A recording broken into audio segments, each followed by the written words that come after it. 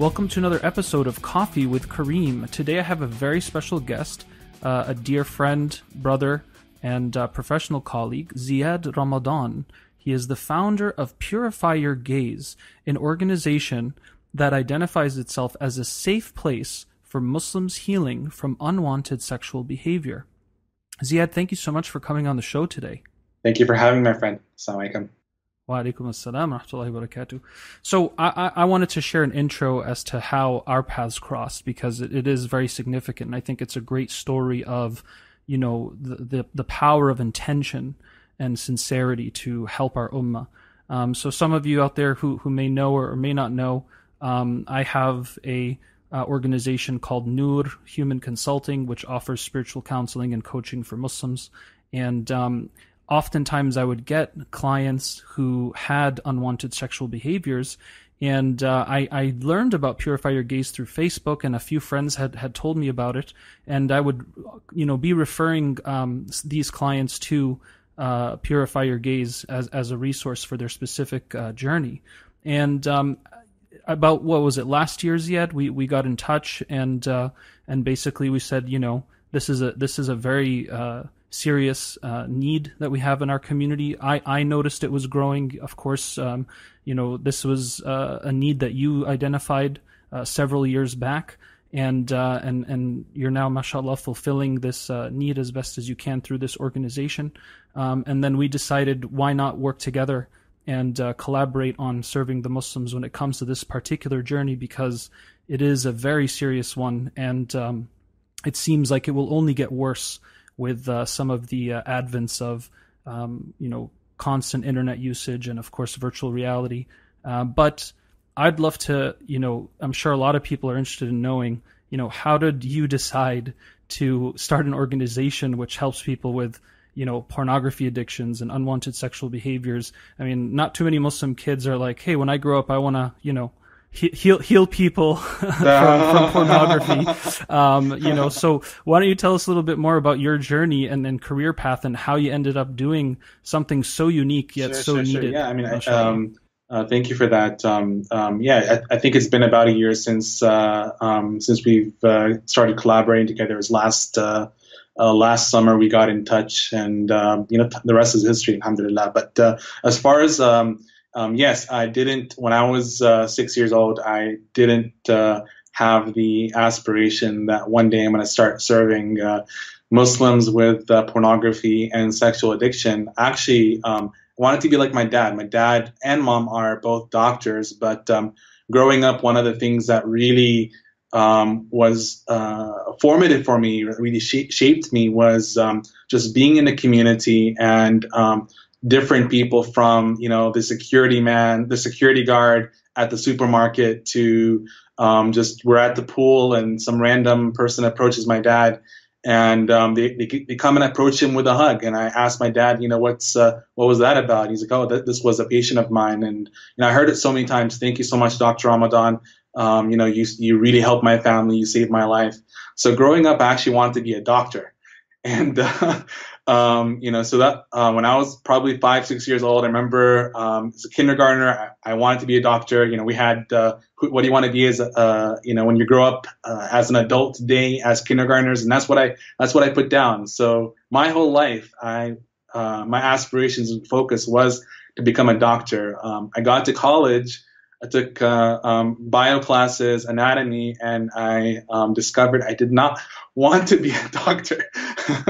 So I did not like the sight of blood, did not want to be a doctor. And that was kind of a crisis for me, because my entire life and direction was set out to be on that path. And, you know, fortunately, but unfortunately, I had an experience with severe depression. You know, when I was in college, and I had no direction for my life, and that kind of led me into, at some point, into the world of psychology. Was able to pick myself back up off the ground, and I loved it so much that, you know, I was able to help myself. I decided, you know, I want to become a life coach and a strategic interventionist, and alhamdulillah, I've been working with the Muslim community on spiritual, mental, relational well-being for the past 10 years now. How that evolved into Purify Your Gaze. I mean, as you know, or anybody in the field knows, we see all different kinds of things.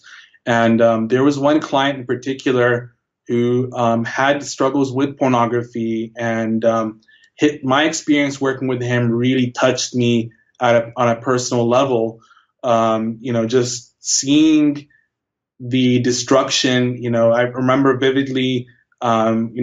We worked remotely with each other, and some of the sessions we had, he had his daughter on his lap because his wife had to work, and I just was imagining, and he's telling me like what's happening. I'm like, poor kids, and what's happening to them, and at the same seeing the destruction, and at the same time seeing the sincerity.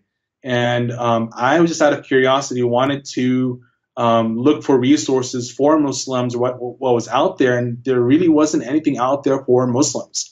Most of the resources were done by were available by individuals of other faiths, so Christian organizations, and then there was secular-based organizations that, and of course you have traditional therapy. But I guess I'd always wanted to do something, and I was able to see the opportunity in the crisis, like you can say, and the rest is history. God bless you, man. Thank you for that sharing, and very interesting story. And alhamdulillah that you are doing what you're doing, because I know for a fact that it's certainly changed and transformed many individuals.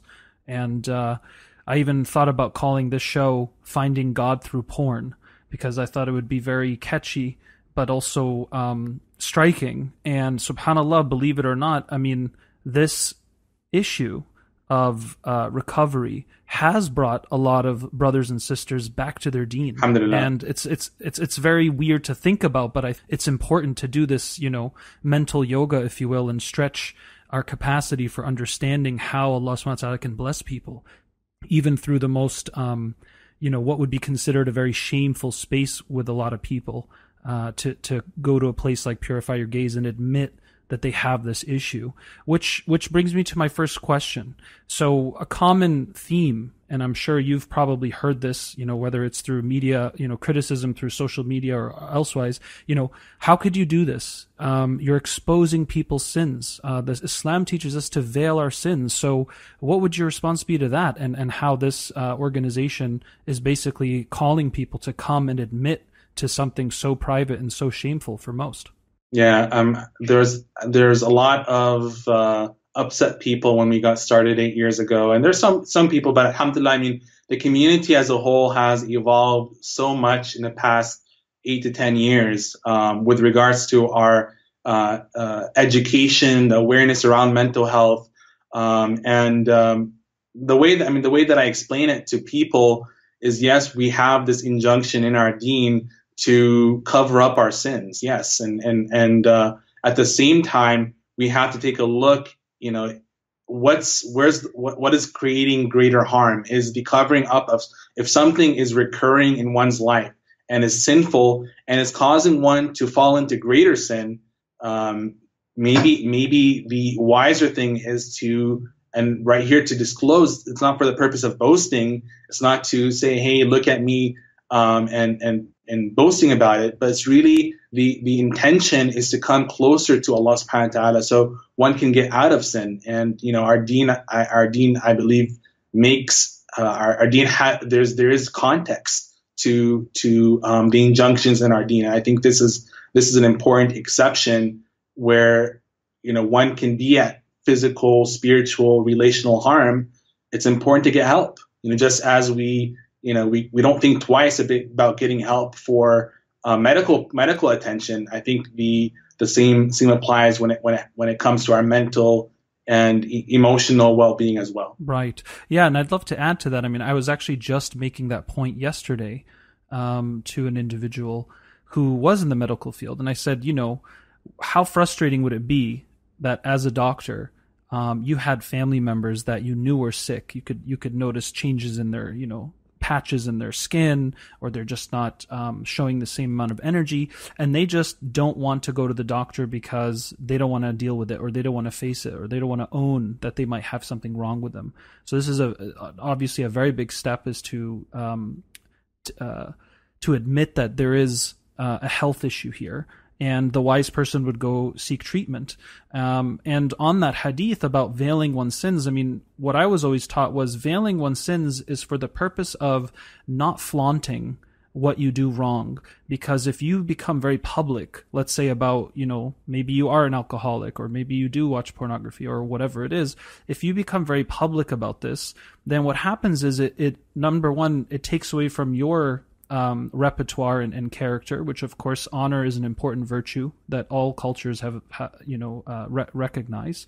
And on the other hand, sometimes when we publicize things that we is counter to the values of that community, we could almost be unconsciously or indirectly promoting it. And I see this, I've seen this happen a lot, especially, with youth. Well, my friend Muhammad smokes weed, so what's the big deal? He's a good guy and he's Muslim, so, I know he smokes weed and so I smoke weed, right? So this idea of veiling your sins is also about not exposing your sins, because it can cause more harm to yourself and to others. There's a definite desensitization. There's definitely, if you just normalize it. And I think you said it right. There's a definite balance, and it's choosing when to disclose. If something is affecting you, you want to see the bigger picture and say, maybe it's better for me to not just disclose to anybody, but to disclose to the right people, someone who can guide me onto the right path. Right. So if you're doing it for the purpose of greater benefit and good and healing, as you said, then this actually becomes an obligation on you, really, when you think about it, because that's an Islamic command, right? That you always move towards what is right and purify yourself of what is wrong. And so that becomes also responsibility. And I've also come across cases where this idea of veiling one's sins and the shame of the family and what will people think and all these kind of embedded notions in many Muslim cultures, it can sometimes go to such an extreme, Zeyad, where, for example, a woman knows that her her husband or her brother was like molesting her child for 20 years, and she never wanted to say anything because she wanted to veil her husband or her brother's sins. It just, sometimes it gets to a point where it now becomes you're an enabler of evil itself. SubhanAllah. So it's something we have to be very careful about and use wisdom and balance when we approach the issues that we have. And ultimately, if we're going to someone who can help us and who can support us, and most of these types of healing services and therapeutic services out there, I mean, the first ethic is confidentiality, right? Absolutely. In most situations. So this is, I think, an important reminder for our audience to remember that if you have a problem or you have an issue, you have to think about the greater good for yourself and, of course, your relationship to the divine. Absolutely. And I think it's also a big shout out to all the community leaders, the imams, those on the front lines. And they've been responsible really for the evolution of the community. So many times just hearing from someone who's in a prominent position, your imam, giving the khutbah and talking about, say, for example, pornography addiction and talking about the mental health behind it, it goes such a long way. So alhamdulillah, I mean, the criticisms have not come from those in a position of knowledge. The position have usually come from, someone in the community. And, if you do anything meaningful in life, you cannot escape criticism.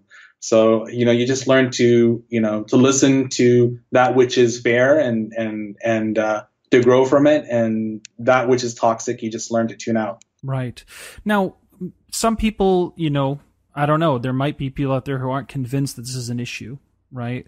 Especially if somebody doesn't use pornography or has ever considered it, they might not think it's really a big deal. Do you have any stats, perhaps, that you could share with us about how real and relevant this phenomena actually is? So starting out with just looking at pornography use in general, I think a lot of people confuse pornography use with addictions. So, our society today is super sexualized. The top activity online is pornography use. The stats around pornography use, 65% of young men and I want to say 20% of young women turn to pornography at least once a week. But,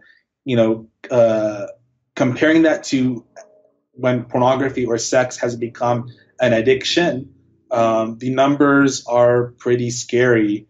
1 in 12, I've seen 1 in 12 or 1 in 20 individuals are struggling with some form of sex or cyber sex addiction. And this is here nationally within the United States. Right, and the stats are even more staggering when you look at global. Yeah, I don't know about so I don't know about what the stats are for addiction globally, but going with this number is probably a safe way to understand going from community to community. It may go higher or lower, but probably 1 in 12. And if you just think about it, think of 12 people that just starting out with your siblings, your friends, your neighbors, the person you pray next to, the people you pray next to in the masjid, more than 12 people.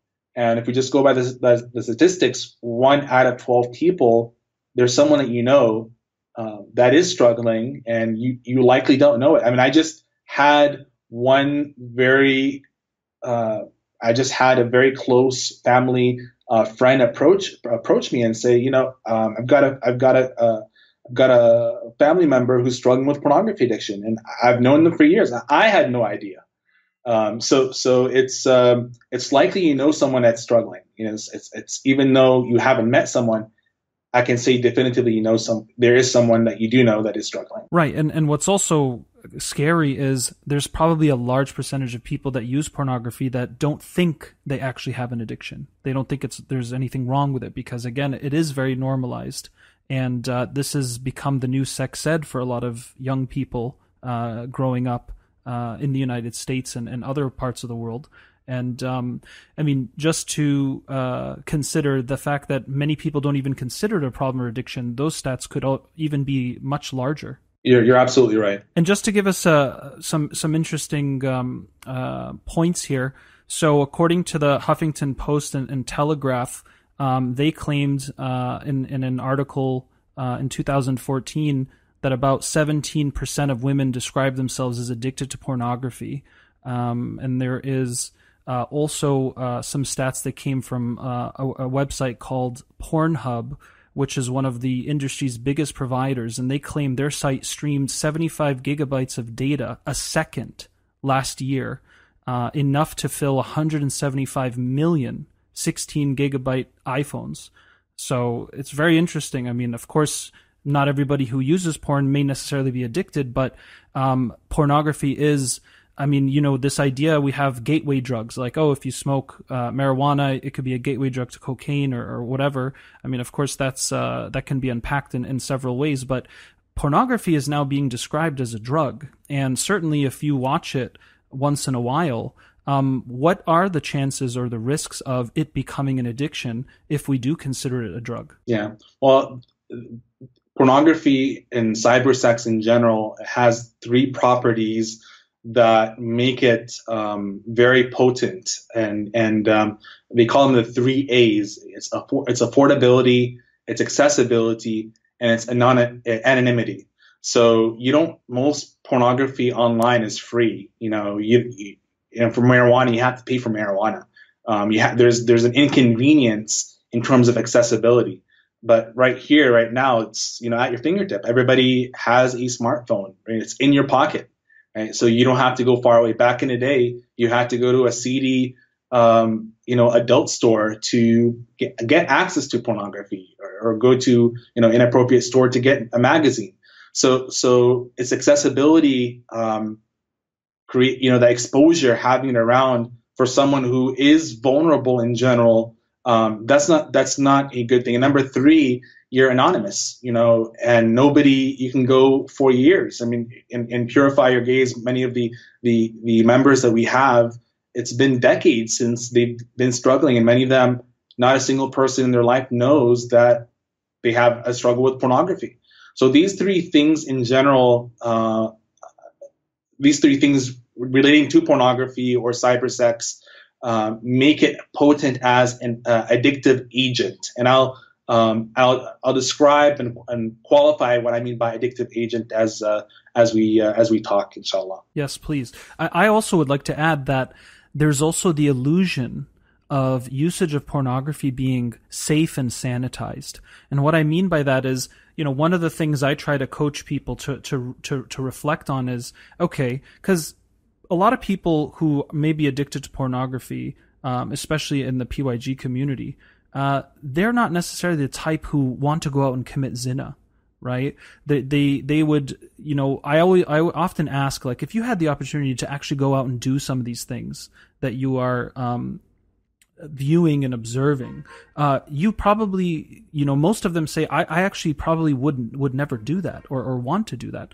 And I think this idea of it being this illusion of safe and sanitized is because, as you said, it's very accessible, it's very convenient, it's private, you can do it, anywhere, as long as you're alone. And the other aspect, though, too, is you're not dealing with sexually transmitted diseases or the possibility of it. You're not dealing with all the human smells and discomfort that actually exists in real intercourse, right? And I think that one of the powerful points for a lot of people to reflect on is pornography is a synthetic pleasure or illusion of joy that really is it only detaches you and builds a frame of reference and a neurological circuitry that's just so distant from the real thing.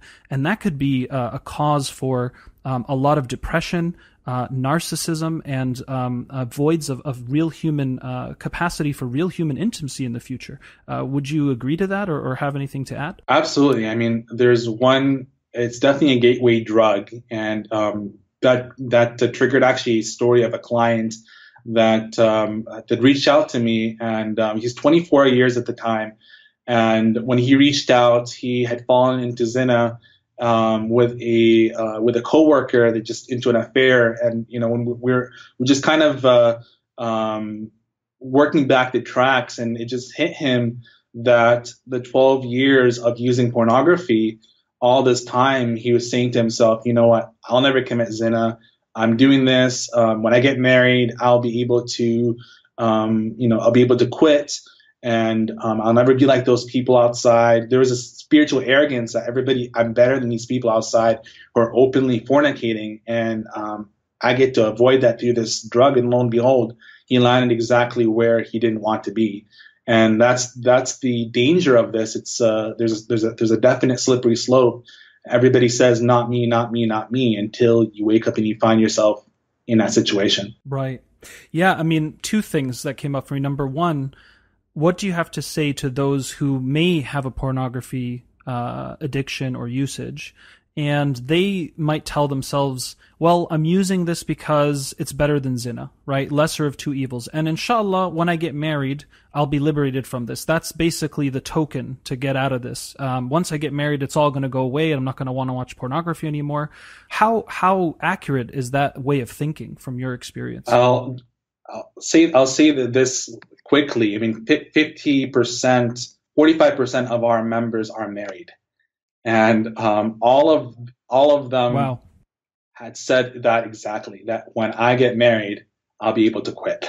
So I don't think there's much further that needs to be said about to someone who is in that position of that this is the lesser of two evils. And in reality, just working with clients, I've seen it that many times it actually delays the process of getting married. It creates many obstacles to getting married, from issues of self-esteem, where you doubt yourself, to a lot of wasted time, to just not feeling satisfied physically because you just have so many options at your fingertips. There's no commitment, and you're entering into marriage with secrets, and you feel like you can't be open. So you start your relationship on a bad foot.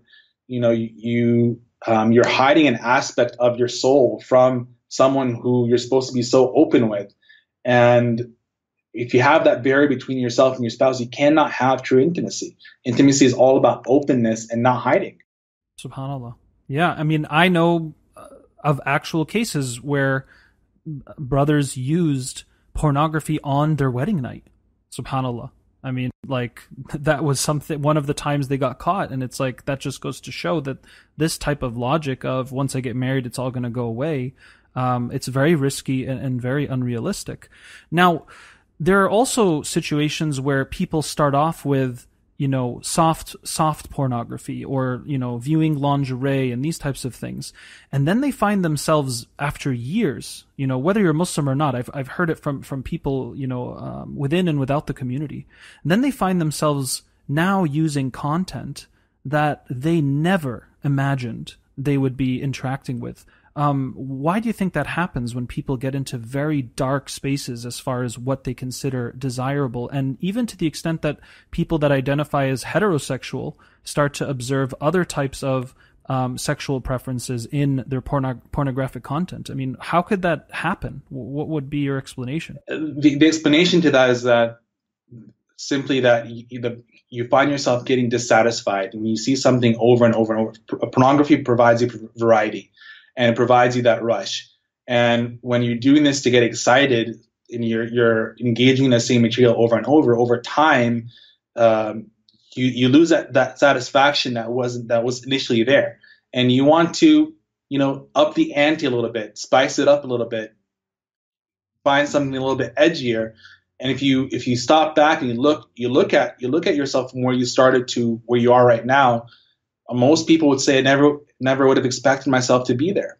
And there's an actual scientific term for this effect. It's not coming to me at the time, but it's been proven, you know, scientifically that there isn't over time you do lose that satisfaction, and ultimately there is, if you look at it, there is ingratitude, because we're supposed to have a sacred space for our sexuality where we're supposed to experience it with our spouse, and outside of that there's this pride and entitlement that develops where we need more and more and more and more, and like all addictions, you find yourself experiencing less and less and less joy.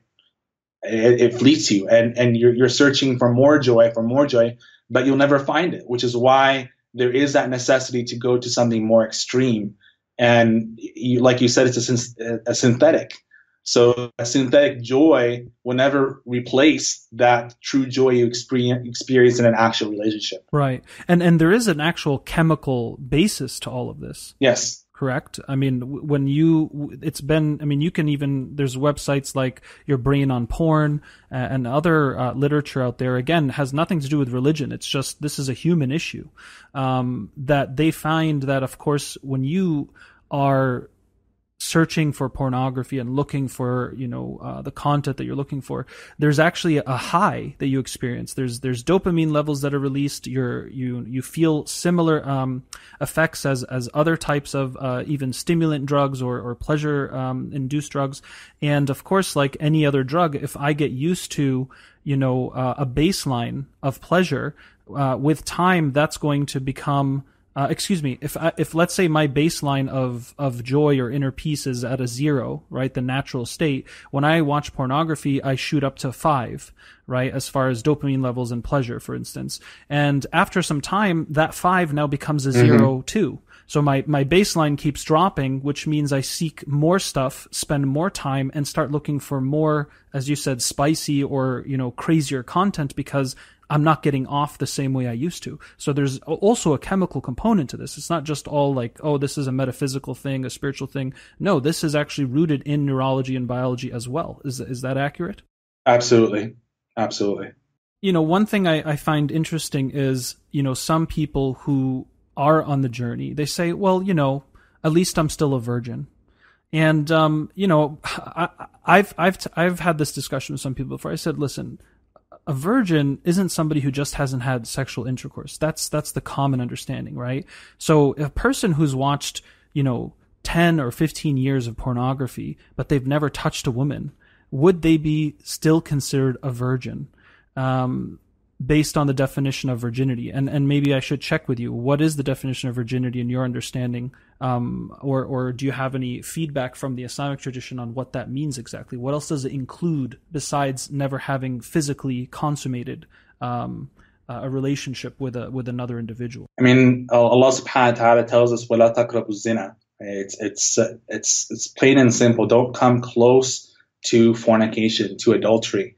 And that includes guarding our eyes. And the Prophet ﷺ mentioned that each son and daughter of Adam will have their share of their fair share of zina. And that includes what the eyes see, includes what the limbs may confirm. We have this concept of haya, of some describe it as modesty. It can be described as even sexual fidelity. And you don't need to be married to have this level of fidelity, to have this level of even integrity in general. So within our traditions, it's pretty clear cut that we're not supposed to approach that which is unlawful for us. And what is lawful, Allah subhanahu wa ta'ala has made. Sex is not the problem. Sex is something beautiful. Sex is something natural. But there's a space for that, right. And we have to honor that. And Allah subhanahu wa ta'ala in His hikmah has designed things for our own benefit. So we have to have that trust that even though that everybody else is doing it, by having this fidelity, that there is benefit. There is benefit from it, even though I don't see it. And the reality is we do see it. I'll tell you from the folks in our program that are single, from finding, having access to creativity that was found, and noticed when they were able to stay away from this and able to become sober, and to greater levels of joy, to just inner peace that's there, to better performance mentally at work, entrepreneurially, socially. So it's not just metaphysical as we say the benefits. Oh, I get reward for it. Stay away. There's even a TED talk of a guy who I can't remember the name of the talk, but basically why I quit pornography. He talks about how his life changed, how his life improved as a result.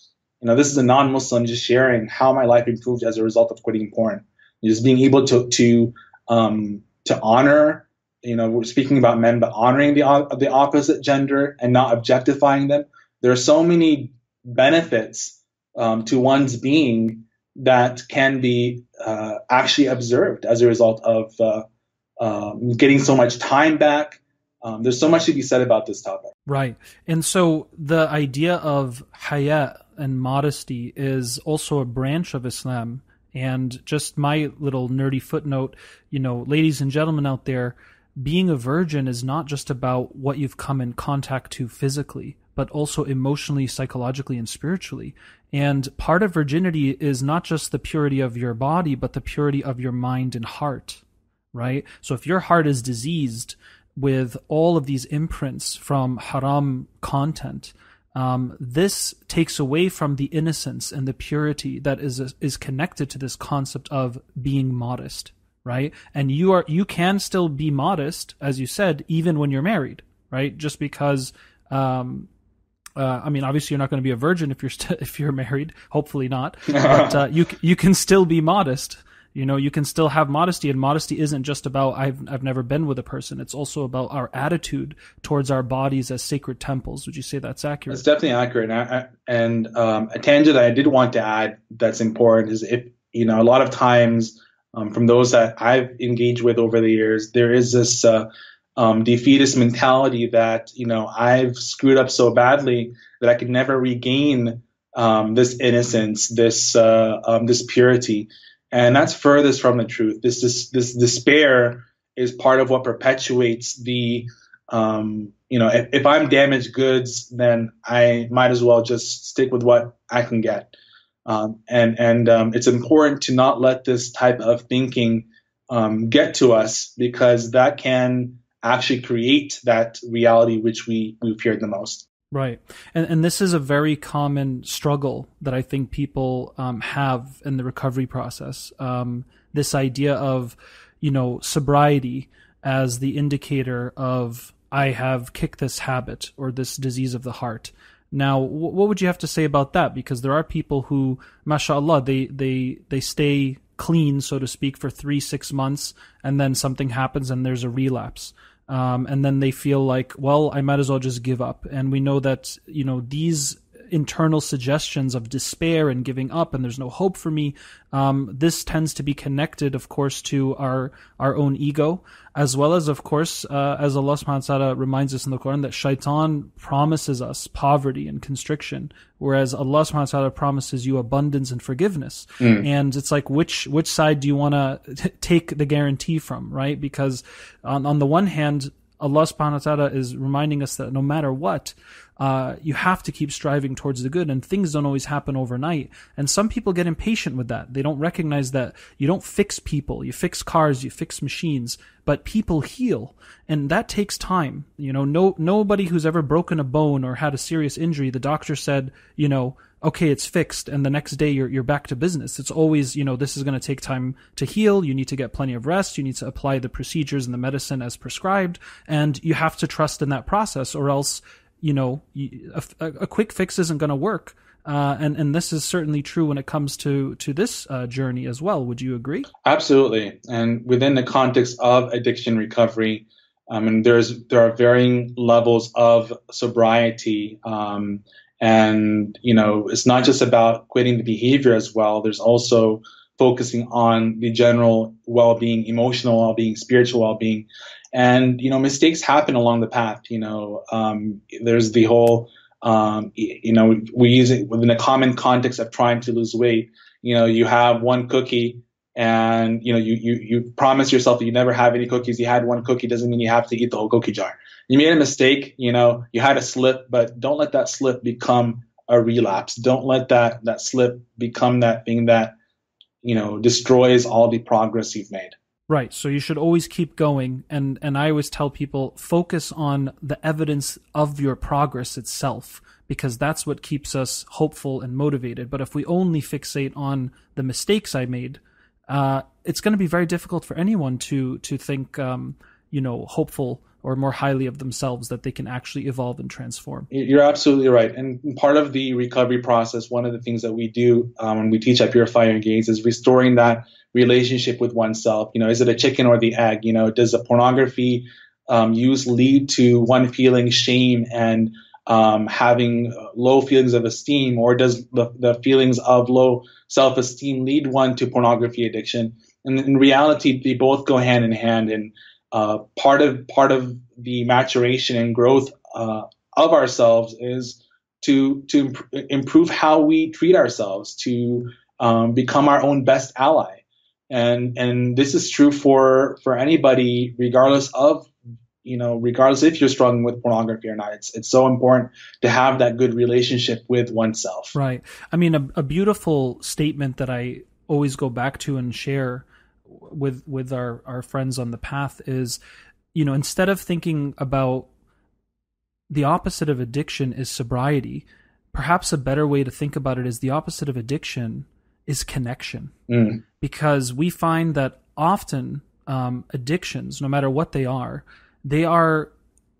crutches or medications, so to speak, to heal wounds or to mask wounds. And oftentimes these wounds have a lot to do with the human being feeling disconnected from themselves, from others, and from reality.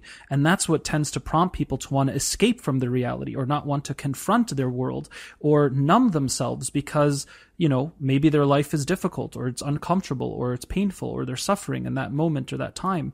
What would your thoughts be about that the opposite of addiction is connection, and how does that align perhaps with some Islamic values and principles of connecting to the divine and connecting to what is true, good, and beautiful as a path? You're absolutely right. The opposite of addiction is life, is connection, is joy. It's not just about attaining that. There's this illusion that when I become sober, life is going to be perfect. Life is going to continually be imperfect, and our task amidst the trials that we have in life is to find serenity, to ask Allah subhanahu wa ta'ala to grant us peace, to grant us serenity, regardless of that ibtila or that test that we go through in life. And that is, it's easier said than done, but I think that is the ultimate aim. It is connection. It's not just about perfection or being, good. There is ihsan, but being that we are imperfect, that we aim for that, but what is in our control is to try to connect to Allah subhanahu wa ta'ala. Now, some schools of thought, specifically in Western psychology, will emphasize this point of, repression isn't good. Disciplining yourself from certain things that feel good or feel right to you, especially when it comes to sexuality, we should just go with that. And I think that sometimes this results in even, Western Muslims thinking, who are on the path of recovery at PYG, they think, I thought, if I just binge, for a weekend or this month, I'll just get it out of my system, so to speak, right? But that doesn't seem to always be very accurate. That doesn't seem to be very accurate for a lot of people's experience. This idea of if I just overconsume, I'll somehow get sick of it and so desensitized that I'll never want it again. How much truth is there to that idea or perspective, in your opinion? It's a manifestation of addiction, right? There are some people who use every single day. There are, what we call the binge and purge type users, where, they go for extended periods of time where they don't use, and then, their recovery is about avoidance of sex, and then they have sex, and then they avoid sex, and then they have. So there is, ultimately comes down to an intimacy problem, right? So sex is not the problem. Sex is something beautiful again, but it's what's happening beneath the surface. And we oftentimes, especially because in our traditions there are injunctions, there are recommendations that have to do with sexual desire. This is not an issue of desire. It's deeper than that. It's deeper than beyond. We have to look beyond the sexual urge or the sexual desire to see what is happening spiritually, emotionally, mentally, relationally, that is causing us to want to escape. A client of mine astutely put it that he has a tendency to numb out. He's addicted to numbing himself out. And when he recognized that, he was able to see that it's not just about the porn anymore. He noticed how he numbs himself out through his work, how he numbs himself out through his lifestyle. And ultimately his healing comes back to the reality, come back to the present, come back to connection. Yeah. So what I understood you say was, desiring sex or desiring another to feel complete with romantically, intimately, that's of course not wrong in and of itself. That's part of the human condition. It's what Allah subhanahu wa ta'ala designed for a purpose, and we're supposed to enjoy that within the proper parameters. But it sounds like what we need to be aware of is it's not about desiring sex that's a problem. It's desiring unhealthy sexuality or contact of sexuality. That's a more accurate way of framing it. Would you say that's true? That's definitely true. And on the point of this idea of binging, when I look at the schools of thought in Islamic psychology, or my understanding of it, this is actually the opposite. The opposite is not binge and you'll make it go away, but rather disciplining and cutting back on that thing that you need to remove from your life is the way to go. And you find this even in the seerah of the Prophet ﷺ. There's a lot of gradualism in removing the social and personal diseases of the time. Alcohol, for example, right? Alcohol wasn't, it wasn't even considered haram until, 12 years into the mission. And it was actually revealed to be, prohibited once and for all, even after the salah was established. Right? So you even had people who were still drinking, but attending prayer, and they were recommended not to come to prayer drunk, right? So even you see gradualism with something like this. And in Islamic psychology, this concept of, I'll use the food example. So when we're taught that we should have, 1/3 food, 1/3 water, 1/3 empty for our stomachs, this is the sunnah of a healthy body and a healthy mind. And we know that if I eat a lot, my appetite will also grow and become more and more. This idea of, let me just binge on fried chicken and French fries like all weekend, and on Monday I'll just be fine with a salad, right? Realistically, that's a very difficult thing to transition to, because we've literally stretched out our stomach.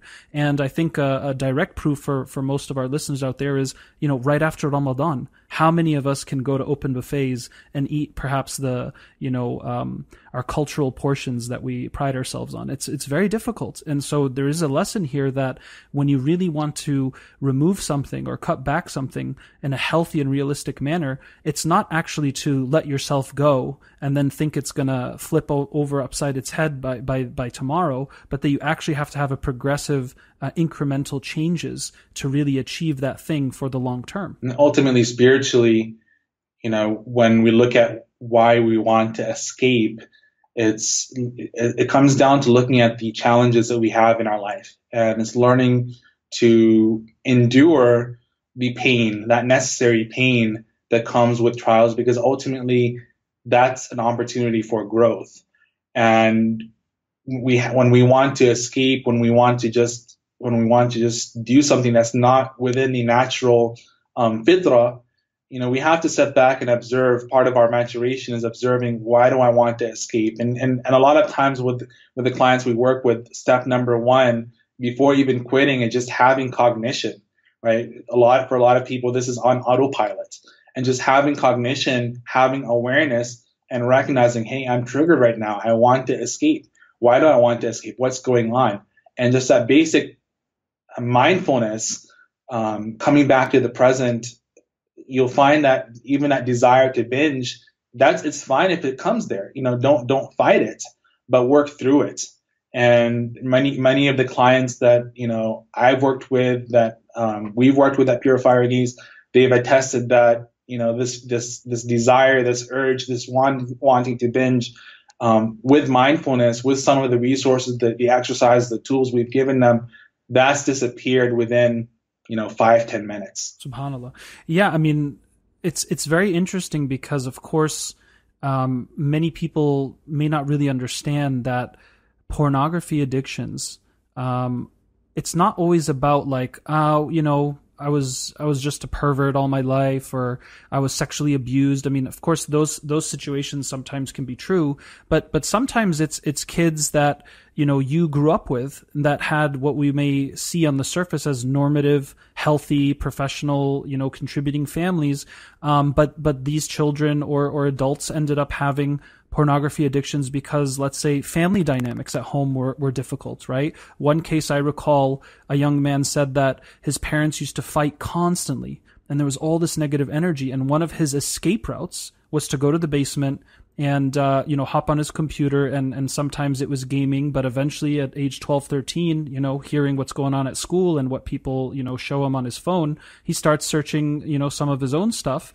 and before you know it, pornography becomes his world of pleasure and power and control, that he didn't feel when he was at home. And sometimes some of these cases, people are being bullied at school, or they don't fit in. And so pornography almost served as a escapism for people to find pleasure and numb themselves from real life and feel this sense of control or power. And in another case, sometimes individuals who have felt desire for, let's say, the opposite gender, and they were met with rejection or no acknowledgement, they also found themselves going to pornography to find images or content that reminds them of these individuals, and almost like they're playing out this fantasy that they could never have in reality.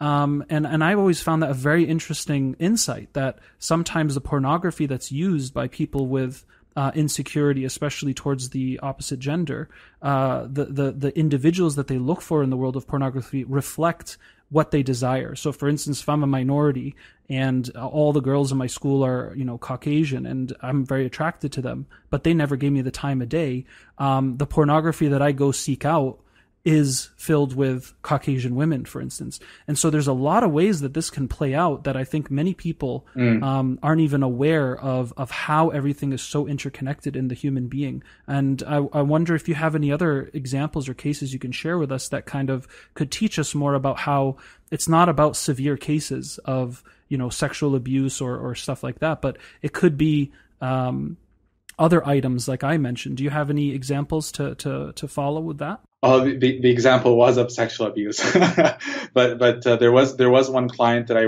remember. The reason I want to bring it is so profound, and he, while working with him, and we each have a sexual palette or a template, and that is based on it's kind of shaped by our experiences and life experiences. And what he found was that the material he was searching for online, the theme of it was very violent. There was a theme of domination and power, and I don't want to get into the details of it, but with just processing and working together, he came to discover that a lot of it was a metaphor for a painful experience where he was physically and sexually molested by his older brother. And he was able for the first time to see, and he was in his 30s, and he was able to see that, the material that he was watching emotionally, he was stuck at 11, 12 years old when he was abused. And he was just acting this out over and over and over and over again because, he didn't tell his family about this. He didn't tell his parents about this. And this was, his way of getting it out. That was the positive intent he had. I want resolution. Right. It's almost like a synthetic way to outsource your anger or trauma of your past for some people.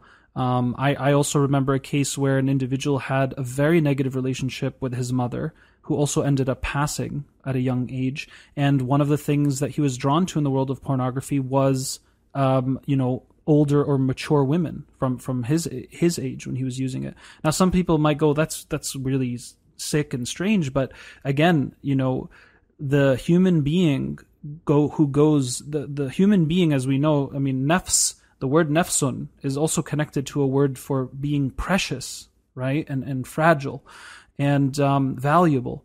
And the human being is exactly that, very fragile. And if there's certain types of damage and distortion that occurs because of our past, this can also come out in very twisted and sophisticated ways as well. It's not all just very black and white or simple, as some people might think. So this young man was almost trying to overcompensate for the loss of his mother and that intimacy that he never had and desired so bad through sexuality. Because as we know, emotional and intimate systems of the human being is concentric to the sexual aspect, which is why when you really love somebody, making love to somebody is not just the physical act of sexuality, but there's also a deeper emotional connection to that individual. And that's usually what makes a relationship sustainable and healthy, and what I understand to be exactly what Islam wants to promote and help humans achieve. Absolutely. And I think, again, it's going what we describe as the iceberg model. It's going beneath the tip of the iceberg and doing that soul work to understand, hey, what's going on in my life that is making this outlet, this addictive agent, so tempting or so desirable to me. And once we can break out of the content, which is sex, and look at the context, which is, hey, this is a coping mechanism, it becomes much easier to see things for what they are, and to also apply the right remedy for the situation. And what I found is, because we have these specific traditions that focus on sexual desire, many people try these things, from the fasting. I've seen brothers and sisters, may Allah reward them, who fasted literally every single day, or the fast of Dawood every other day, for years, 6 years, they're fasting every other day. And this extreme this extreme attempt to control, there's usually something that's beneath the surface that is waiting for us to be seen and to be expressed. And the reality is we all have needs. We all have genuine needs. And the ultimate outcome is to find the healthy vehicle to meet our needs. A vehicle, a means that ideally feels good when we do it. Allah subhanahu wa ta'ala created this pleasure and pain to encourage us. Something feels bad, stay away from it. Something feels good, persist in it. But recognizing that which is not only feels good in the moment, but is also ultimately pleasing to Allah subhanahu wa ta'ala, makes us better human beings, allows us to be our best self. So sometimes, when we do something like salah, for example, it's not going to feel good in the moment, but in the long haul, it's going to be good for us. And we have to find the right outlets. So the problem isn't needs. The problem isn't bottling up our emotions. We just want to have that, to trust our emotions, which is why the Prophet ﷺ told us, istafti qalbak. He told the Sahabi, consult your heart. So consult your heart, see what's in your heart, and if you don't understand that which is in your heart, find someone who can help you, who can be a mirror back to you, whether it's a teacher, whether it's a mentor, whether it's a therapist, a counselor, a coach, someone who can help you to get closer to the reality of your heart, so you can ultimately fulfill that which your heart wants. Ultimately the body and the heart knows. The body and the heart is connected to truth, and we may fall short in our attempt to actualize that truth, but we all have that right intent, even though it may come along in the wrong or not the best vehicle or way. But that's a struggle. We all have that struggle, and as we become better versions of ourselves, we're going to find we'll find more resourceful ways to meet our needs. And some of these needs may include things like a need for significance, a need for contribution, a need for validation, a need for growth, a need for partnership. A lot of these foundational human needs that even humanistic psychology, such as Maslow, would talk about, this hierarchy of needs, and that every human being is, craves the desire to self-actualize. And oftentimes these addictions are connected to not being able to fulfill the pyramid of needs, so to speak. Now, one thing that's very strong in the PYG theme or message is not so much, you need to control this, but you have to surrender to this reality. And I have found that some of our clients have had a difficult time wrapping their head around this. Like, how am I supposed to surrender to this? How is that going to help me? Surrendering to God and letting go and knowing that only Allah subhanahu wa ta'ala can give me the true nasib. I mean, of course, we take the means, and that's why we're in programs like PYG or doing what we're doing. But for a lot of people, that's very counterintuitive. Like, if I need to change something, shouldn't I be trying to control it all the time? Why isn't that necessarily the solution? And how would you say surrender is more effective? Yeah, I mean, I for one teacher that I learned from, he said that the ultimate addiction is control. Right? That is the ultimate. That's the ultimate addiction. And when we step back, this is going meta. When we step back and we recognize how out of control we are in our life. SubhanAllah, just the number of things, just one small thing in your whole life can turn upside down. There is that spiritual reality that there is a spiritual disease that is common with addictions in general, in that one is trying to control their life, and one feels out of control, completely out of control, and they're trying to act as God, because there is that disconnection, there is that disconnect with God. And there is that mistrust of God. There is that mistrust that ultimately Allah, I may understand it cognitively, but emotionally, I don't really trust Allah. I don't. Yeah, it's difficult to live that versus understand it mentally. And we all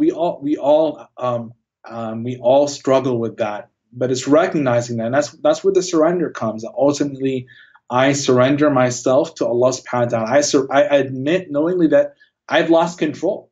I've attempted to quit, and I've tried to control myself. I've tried so many different things, and I don't have control. And we go to our traditions. We have the statement "La hawla wa la quwwata illa billah," right? So many people make the mistake. They say "La hawla wa la quwwata," right? There's no power nor might, right? But except by Allah. And it's by Allah subhanahu wa ta'ala that mountains can be moved, miracles can happen, and the world can be changed. So ultimately it's surrendering so that we go Bismillah, by the name of Allah, with the name of Allah, and not by our own self. Okay, so Zeyad, this idea of control and surrender, now a very strong dua that we emphasize in the program is La ilaha illa anta subhanak inni kuntu min adh-dhalimin, the dua of Sayyidina Yunus alayhi salam. Can you tell us briefly about his story and why this particular dua is so central to this mentality of recovery? What could you say about that? The story of Yunus alayhi salam, if you're familiar with it, ultimately Yunus alayhi salam was stuck in three darknesses.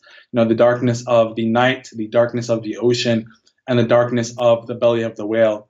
And Allah subhanahu wa ta'ala inspired Yunus alayhi salam to make this dua, and in this special place, La ilaha illa ant, subhanaka inni kuntu minadh dhalimin.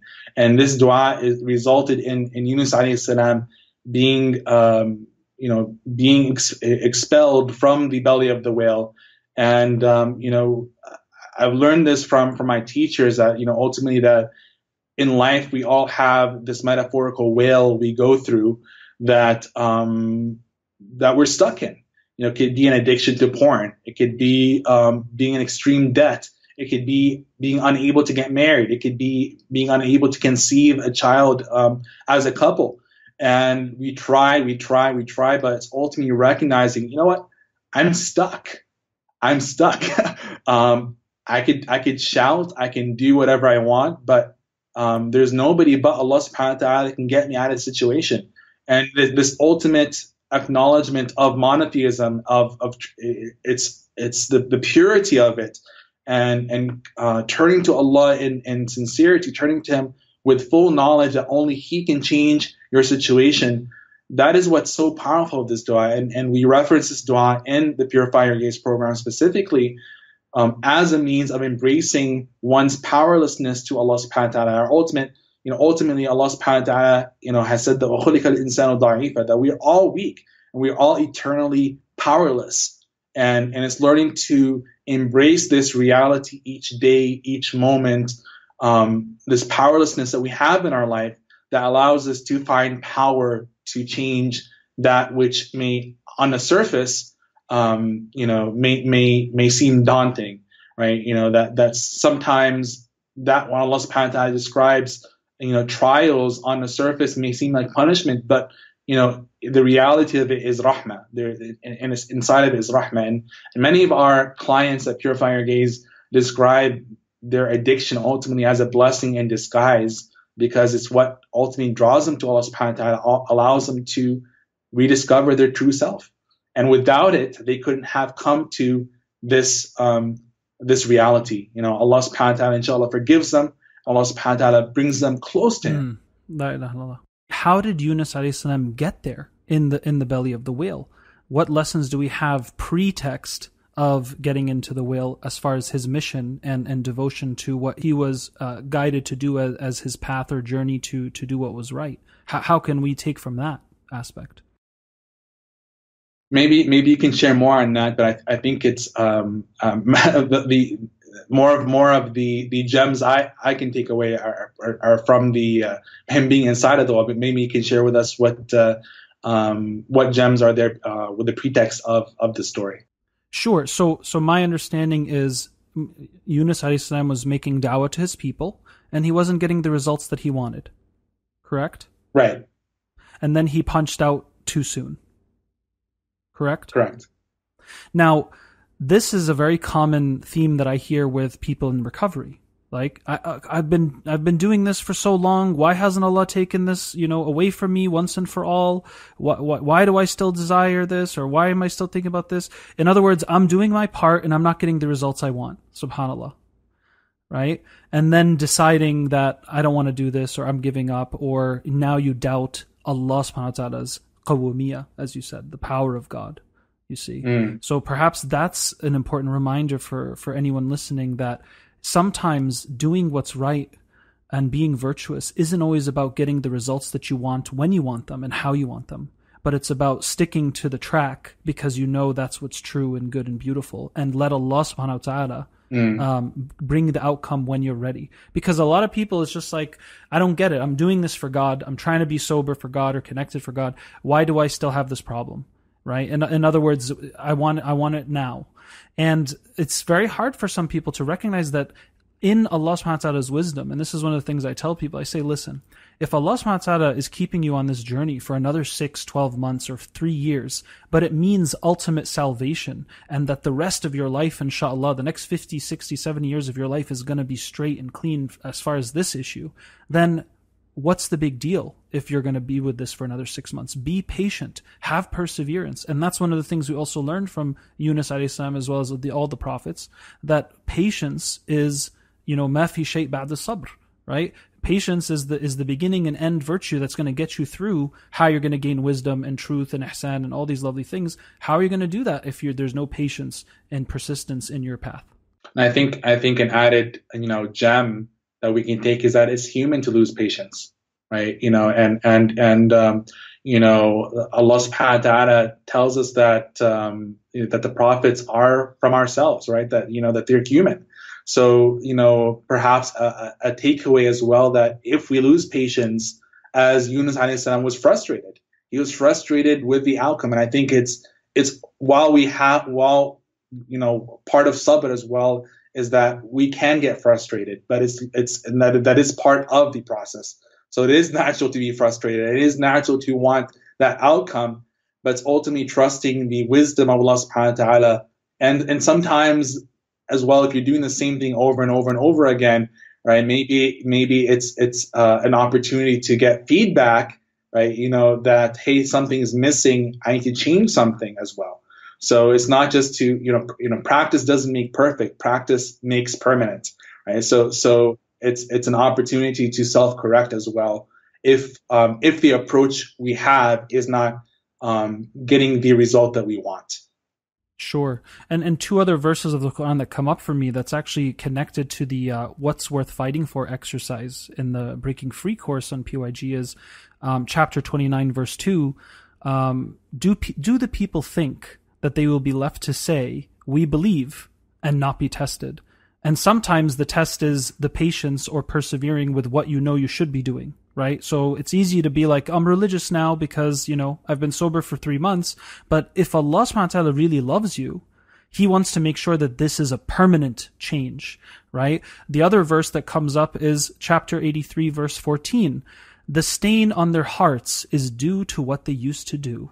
SubhanAllah. So we sometimes have to also be humble and recognize that the reason why things are tough for me is because, I've been watching pornography for 10, 15 years. And we have to be realistic. You think it's going to just, vanish and your heart's going to be fully polished in 3-6 months? Yani, we also have to step back and go, how realistic are we here? And look at the story of Yunus alayhi salam. If Allah subhanahu wa ta'ala willed, Yunus alayhi salam could have come out whole, untouched, nothing wrong with his body. But even his body, when he came, as the Quran tells us, that Allah subhanahu wa ta'ala instructed him to find these plants and branches or the special plant to apply to his body to deal with the acid from being inside the belly of the whale. And if you look at any medicine, apply it twice a day for 3 weeks. Take this pill once a day for 6 months.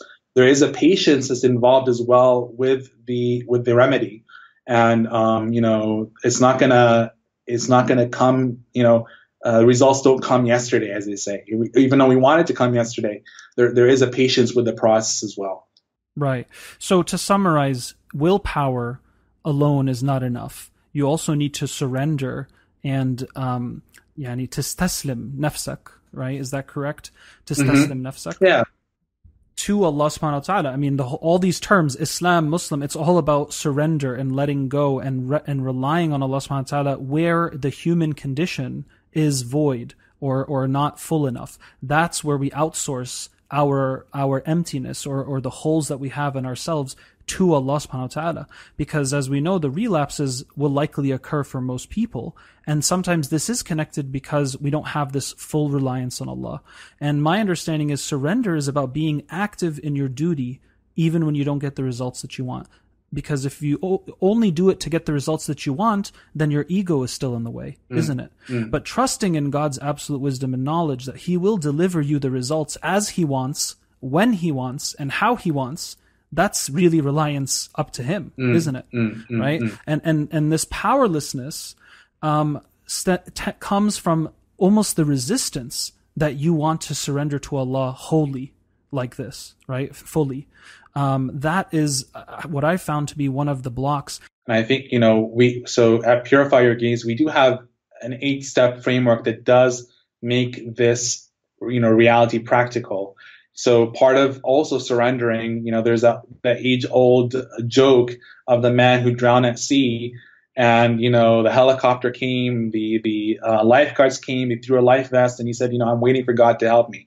I'm waiting for God to help me. And when he died, and he's asked why didn't he take the help, I said I was waiting for God to help me. But in this, in reality, this was God's help that came your way. Right, so we focus very much on the practical side and understand. As Muslims, ultimately, our aim is, قل إن صلاتي ونسكي ومحياي ومماتي لله رب العالمين لا شريك له. Right, so that we, ultimately, our livelihood, our sacrifice, our life, our death is for Allah subhanahu wa ta'ala. We want to bring this intention out in everything we do, and bringing this intention out into action is what we focus on with some of the practical things. So someone who is in that situation, right, for example, who has come to recognize, that I am vulnerable when I'm by myself and I'm in front of the computer. Part of my powerlessness is acknowledging, hey, me plus media by myself is not a good recipe, right? So part of my powerlessness is acknowledging that I cannot have this situation. Many of the clients that we worked with, right, they give up their, yes, it's a nice convenience to have a smartphone all the time, but if it's causing you harm, part of my powerlessness is acknowledging that I can't have a smartphone and you switch to a basic, flip phone at home. So that is part of powerlessness, of maybe a practical way at looking at surrender and powerlessness at the same time. And part of powerlessness as well is, is allowing yourself to also experience the good things Allah subhanahu wa ta'ala has brought into your life, experiencing joy. It's not just about the avoidance of pain. Sometimes we punish ourselves or we hold ourselves back from being happy. We sabotage our happiness. We're afraid to be happy. We're afraid to be joyful. So it's having that vulnerability. Ultimately, powerlessness is connected to our ability to truly embrace our vulnerability. MashaAllah. Let's talk more about the program. So if we visit purifyyourgaze.com, there's 4 things that kind of stick out for the visitor. So we have peer-driven support, training courses, personal coaching, and behavioral tracking software. Can you tell us more about those features and why they're important and effective? Sure. So, if we look at the big picture, what our aim in the program, we have an 8-step Islamically and therapeutically sound model with the aim of helping our members, helping our clients to understand what's happening beneath the surface, understand what are the deeper needs that are causing them to want to escape to pornography, to sex, to remedy this or to treat this underlying need, and to find ways to experience joy holistically. So we very much have a holistic approach to recovery. It's not just about 12 months of praying more, being able to, of praying more or being able to quit for 12 months and beyond, and that's it. That's the ultimate success. But ultimately, it's being able to have so through the 8 steps of our program, one of these steps, for example, is being able to experience joy, right? And to live out life, and to have habits, to have a lifestyle that brings you joy. And it's not just about the absence, it's also about the joy. It's about the growth. So within this larger goal, we have these tools to help someone actualize it. So we have over 100 plus hours of an educational library of 100 plus hours that focuses on different aspects of health and well-being, from the things that we talked about earlier, like setting up boundaries, to understanding your needs and understanding some of the things that are beneath the surface. So we have 100 plus hours of content. We have an anonymous and private community forum where individuals can interact with others on the path, on a journey, and also interact with our staff as well. So this is really, really important, so it's not just, you mentioned it earlier, that the opposite of addiction is connection. And one of the means, when you're trying to break away from this agent that you're so deeply connected to, is to find relationships, healthier means of connection to help you endure some of the pain, some of the triggers. So you have this fellowship, you have this community, and it's not just through the forums. We have multiple support group meetings that happen telephonically, and we also we've had some members branch out and create support groups in person, offline, in various cities around the world. So the idea is connection, embracing connection. Being able to have that fellowship, being able to have that safe place where you can be vulnerable, but you can also be around other people as well that hold you in check, that give you that accountability, that give you that tough love, that hold you to the higher standard of yourself when you're in that moment of doubt. So we also have an application that we call the self-care tracker, and I developed this, or I didn't develop it, but I had a team develop this after I observed that ultimately the goal, or there are signs, there are clues that point to one being in a good state, and signs and clues that point to one being in a dangerous state. So a lot of times the clients that I worked with, they'd come to me and say, Brother Zeyad, I don't know, out of nowhere I slipped. Out of nowhere it just came and I didn't see it coming. But it's learning to drive with your eyes on a dashboard, right? It's like looking at your gas tank, right? When you notice that the gas tank is going to empty, you learn to refuel. So what the self-care tracker does is it helps individuals track how well they're taking care of themselves. Because in the absence of self-care, there's ultimately cheap ways of cheap attempts or cheap behaviors, shortcuts, synthetic behaviors or synthetic means to pleasure or joy that create that slippery slope environment where it's easy to endure or to fall into unhealthy behaviors. So what the self-care tracker does is it gives one an aspect of muhasabah, of self-accountability, and also you can be held accountable to someone else. So ultimately, you're looking and you're noticing, how well am I taking care of myself today? So it's not about, did I abstain today? Was I perfect today? It's more about, how well did I take care of myself today? If I did great, it's an opportunity to celebrate. If today was a hard day, or if I have a string of hard days, it's a sign for me, visually I see it. I'm going through a hard time.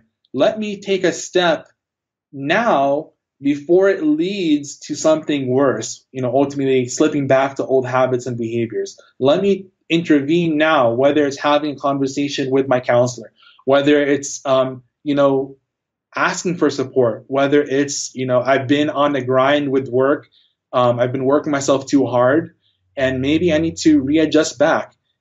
It's very natural to fall out of track. It's very natural to forget Allah subhanahu wa ta'ala. And ultimately, Allah subhanahu wa ta'ala tells us, وَاذْكُرْ رَبَّكَ إِذَا نَسِيتَ. Remember your Lord when you forget. So this visual cue is a very, very practical way for our members. It's help them, put recovery into action. So take these concepts like powerlessness.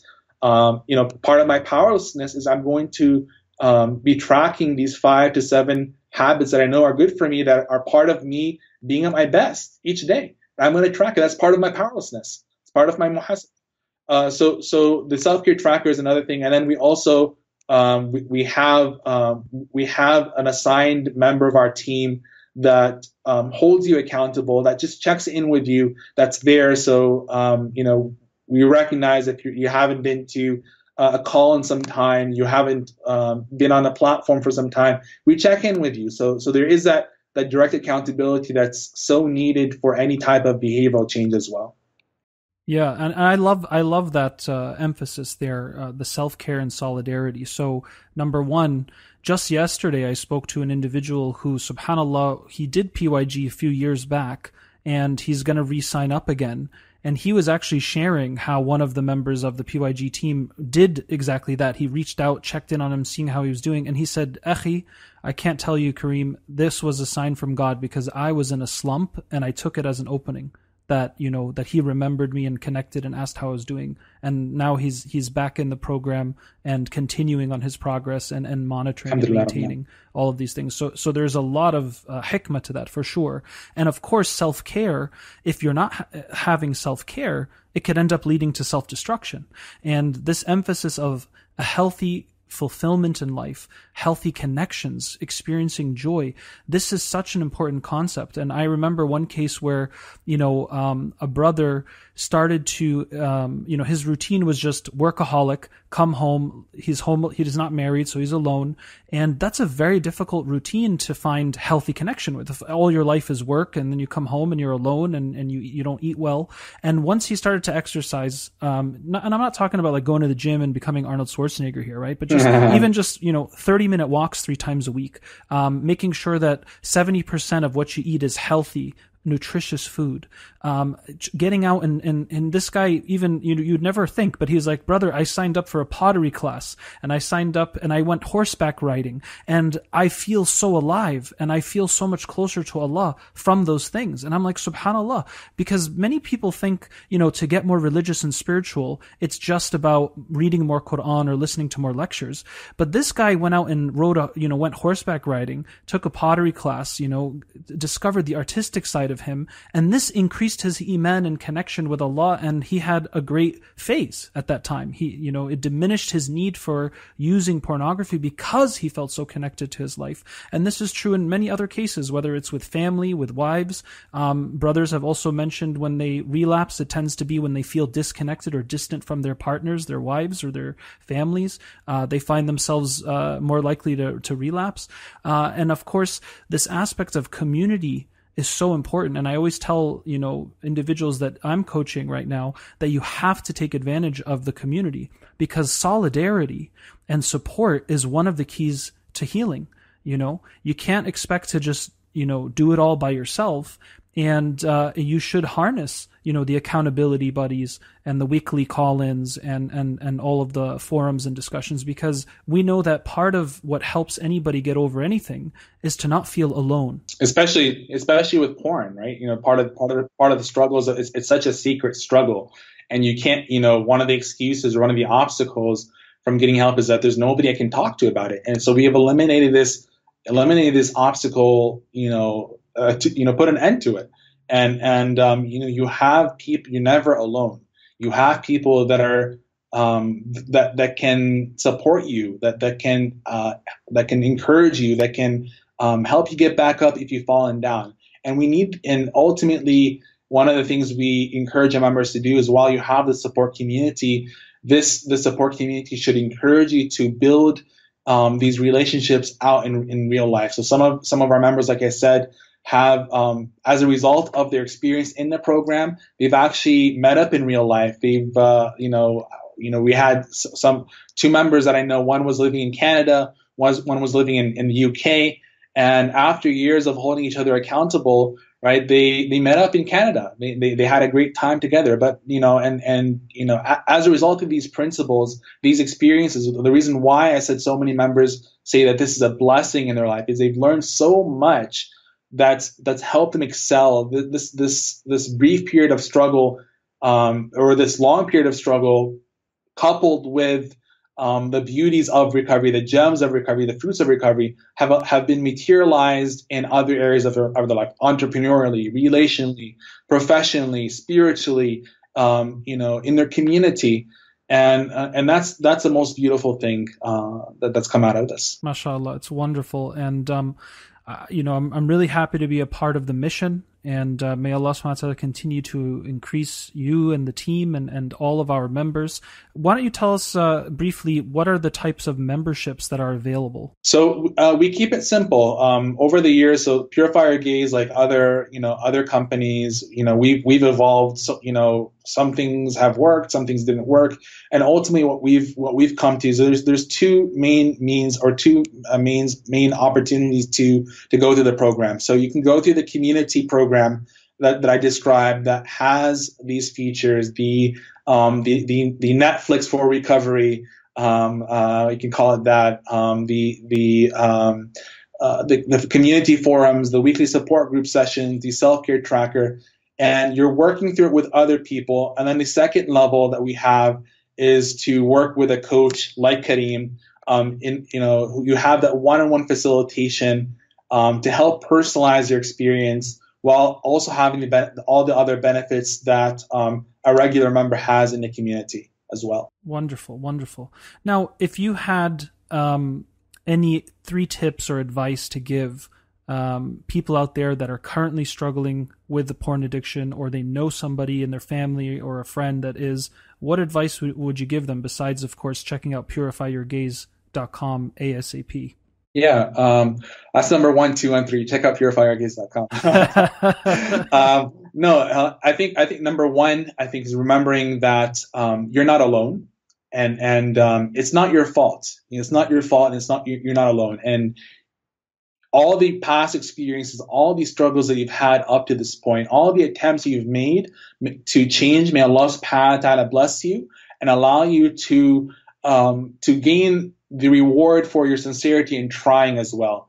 And many people, they continue to struggle because simply they're missing resources. They're missing knowledge. So number 1, it's not your fault. Number 2, seek out support. Get educated. Or maybe I'd probably leave that as number 3. But number 2 is do something about it. If you're not happy, do something about it, right? And don't wait. Don't wait until it gets worse. If you are unhappy now, do something about it. Use that opportunity. And it's never too late. It's never too late, by the way. Yeah, there's a whole proverb, no matter how far you've gone down the wrong road, turn back, right? It's never too late.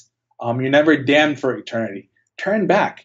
So do something about it now. Each and every single member that we've worked with, the thousands that we've worked with in our program, I haven't spoken to the thousands, but the hundreds that I've had the chance to work with, they've all expressed having something in common, a moment of truth where they recognize that, my life needs to change.